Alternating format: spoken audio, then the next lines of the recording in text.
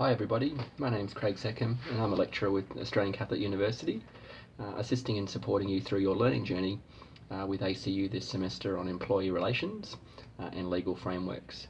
As an expert in the HR space, these videos are going to be made throughout the course of the semester to give you some practical experience and learnings around applying some of the theory that you pick up through this course. There will be a couple of scenarios that I will provide you throughout this course. Specifically, the first one will look around organisational restructures and the impact of that to resourcing. And the second is specifically around unions and getting the desired results in a challenging enterprise bargaining agreement situation. So as you'll be discussing employment relations and legal frameworks, it's all about managing that employment relationship, but to be fair and consistent in the treatment of our employees. But also looking at commitment and loyalty generally.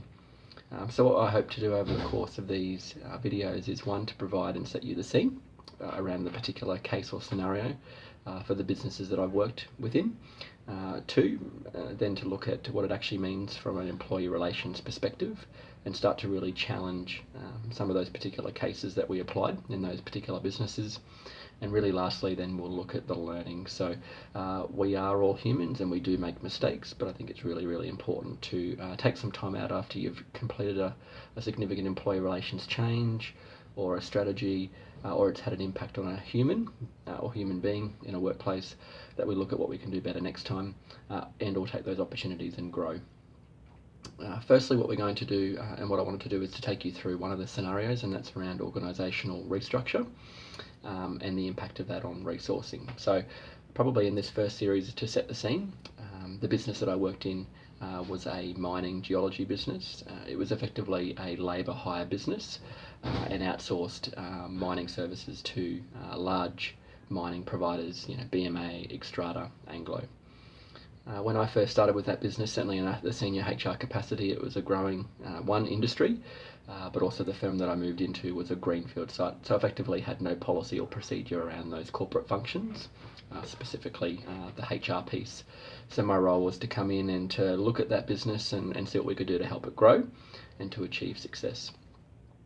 The CEO at the time, in terms of the business, was around 200 geologists that we would on hire to large sites across Queensland.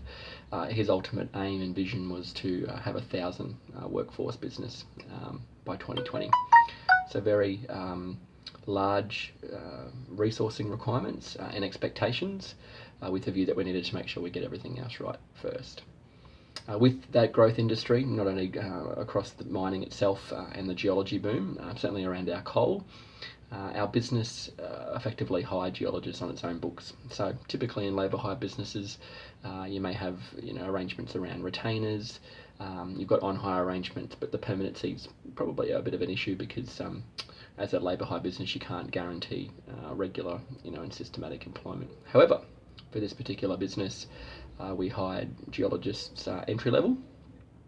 In most of those cases, they were on full-time permanent contracts with this particular organisation, and entry-level geologists at the time were on about $60,000 to $80,000 a year. And if you think typically a graduate out of university is on $45,000, the boom was very clear around expectations and managing expectations around salaries. However, on the basis of that growth, it meant that people coming into this particular environment were on a decent remuneration. And in some way, shape or form, we had to wait for the market to either wash that out or to realign what those expectations might be. As I said, we recruited geologists on a full-time permanent basis, and I think that's probably something to be conscious of as we start to move through this particular example. In my role as certainly the senior HR and training manager, the aim for us was to move quickly around the growth piece. So what I can say is that we were recruiting 20 geologists a week, and when you think about the impact of that to a HR team, it's quite significant, and also resource intensive around making sure that we had people to be able to be deployed, effective immediately to those sites. And when you're paying $60,000 to $80,000 a year for a geologist, them sitting in our office without actually earning an income meant that it was probably costing our business about $1,000 a day. And over time, when you haven't got somebody deployed, that can be quite significant. Noting out of those 20 or so, at least 15 or 18 of those geologists per week were on what we call 457 visas. You may or may not be aware that there's some changes as a result of the federal government coming with 457 visas and what that looks like going forward. But certainly at the time, we would hire those from other countries, specifically around the Philippines and Europe in the UK region. We struggled for talent in that space, and as you can appreciate, with a growing industry, the demand was significant and certainly high not only in Queensland but in Perth. So for us, we had to spend significant money through a migration agent in looking at hiring these overseas workers.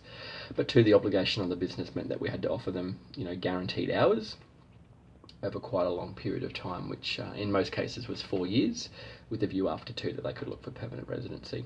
So 1, we had an obligation around the full-time employment piece, but 2, we also had an obligation to make sure that we met our visa obligations, which is that we could guarantee regular and ongoing work for a significant period of time. And if we couldn't, then that was a decision we would have to make around their ongoing employment, but more specifically is that we would have to actually send them home and we would have to pay for that. So being aware of all of those factors and the impact to a business by not deploying a geologist at $1,000 a day, there was a piece around making sure that we tried to mitigate, any risk where we possibly could. But at the time, our CEO had said, it's all growth, recruit the geologists. We want to be a business where we own all of the geologists across Queensland, if not Australia, which meant that any particular large mine site, if they wanted a geologist, would have to come through this particular organisation. So significant growth plans and significant opportunities, with a view though that we probably needed to be very careful about how we looked at our employee relations strategy. So in terms of setting the scene, there's a little bit of background about the business before we start to move on to what that meant then as a result of a change or a downturn in the market.